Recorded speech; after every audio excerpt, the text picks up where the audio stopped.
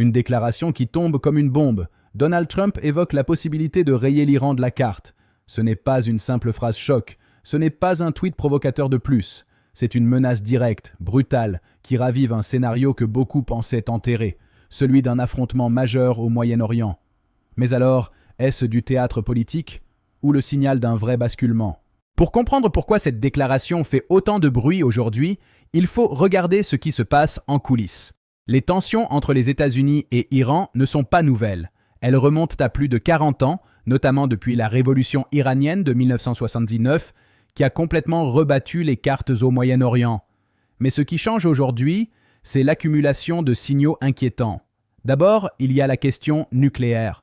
L'Iran affirme que son programme est civil, mais de nombreux pays, notamment les États-Unis et leurs alliés, soupçonnent Téhéran de vouloir se doter de l'arme nucléaire. Et ce n'est pas un détail, parce qu'un Iran nucléaire changerait totalement l'équilibre des forces dans la région.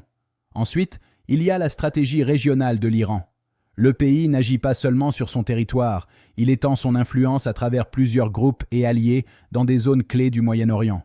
Résultat, même sans guerre directe, les tensions sont déjà présentes, mais de manière indirecte. Et puis il y a un élément souvent sous-estimé, les sanctions économiques.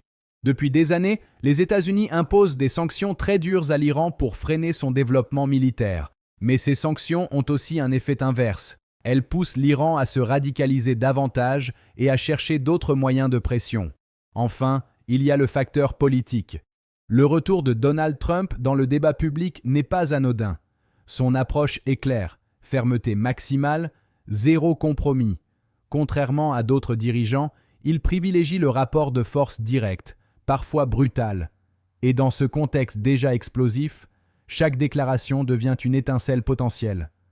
En résumé, ce n'est pas une tension qui apparaît soudainement. C'est une pression qui monte depuis des années et qui arrive peut-être à un point critique.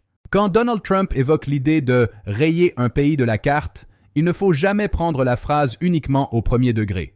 Chez lui, chaque mot est calculé. C'est une communication de rupture, volontairement choquante, qui vise un objectif précis. Dominer le narratif et imposer un rapport de force immédiat. Trump ne parle pas seulement à l'Iran, il parle aussi à son opinion publique, à ses électeurs et au reste du monde. Le message est simple. Je suis prêt à aller plus loin que tous les autres. Mais derrière cette posture, il y a plusieurs niveaux de lecture. Premièrement, le levier de dissuasion. Dans les relations internationales, menacer très fort peut servir à éviter d'agir. C'est ce qu'on appelle une stratégie de pression maximale. En montrant qu'il pourrait aller jusqu'à l'extrême, Trump cherche potentiellement à forcer Iran à reculer sans avoir à déclencher un conflit. C'est une forme de poker géopolitique. Mais ce jeu est dangereux. Parce que pour être crédible, une menace doit sembler réelle. Et c'est là que la frontière devient floue. Deuxième lecture, l'escalade incontrôlée. Le problème avec ce type de déclaration, c'est qu'elle oblige l'adversaire à réagir. L'Iran ne peut pas ignorer une menace aussi directe sans perdre en crédibilité. Donc il répond, par des discours, par des démonstrations militaires ou par des actions indirectes. Et à chaque réponse, la tension monte d'un cran. C'est ce qu'on appelle une spirale d'escalade. Personne ne veut forcément la guerre, mais chacun se retrouve poussé à aller un peu plus loin. Troisième élément clé, la politique intérieure américaine. Trump utilise aussi ce type de discours pour renforcer son image. Une image de leader fort, imprévisible, capable de prendre des décisions radicales. Dans un contexte électoral, ce positionnement peut être un avantage stratégique. Mais ce qui est efficace en politique intérieure peut devenir risqué à l'international. Parce que face à lui, il n'y a pas un électorat. Il y a un État avec ses propres intérêts, sa propre stratégie et ses propres lignes rouges. Et enfin, il y a un point crucial qu'on oublie souvent. Dans l'histoire, les conflits majeurs n'ont pas toujours commencé par des décisions planifiées. Ils ont souvent commencé par des enchaînements, des déclarations, des réactions, des malentendus, puis un point de non-retour. C'est exactement ce qui rend la situation actuelle aussi sensible, parce qu'à ce stade, le vrai danger n'est pas forcément une décision consciente de faire la guerre. Le vrai danger, c'est qu'elle devienne inévitable, presque par accident. Si la tension bascule, il faut être clair sur un point. On ne parle pas d'un conflit localisé. Un affrontement direct entre les États-Unis et Iran aurait des répercussions immédiates à l'échelle mondiale. D'abord, sur le plan militaire. L'Iran n'est pas un petit acteur isolé, c'est une puissance régionale structurée, avec une armée importante, des capacités balistiques et surtout une stratégie indirecte très développée. Cela signifie qu'un conflit ne se limiterait pas à un face-à-face classique. Il pourrait s'étendre à plusieurs zones en même temps, à travers des groupes alliés et des opérations asymétriques. Autrement dit, un conflit diffus, difficile à contenir et potentiellement long. Ensuite, il y a un point stratégique majeur, le détroit d'Ormuz. C'est l'un des passages les plus importants au monde pour le transport de pétrole. Une grande partie de l'énergie mondiale transite par là. Si ce point est bloqué ou perturbé, les conséquences seraient immédiates. Les prix du pétrole exploseraient, et avec eux, le coût de la vie dans de nombreux pays. Ce ne serait pas une crise régionale, ce serait un choc économique global.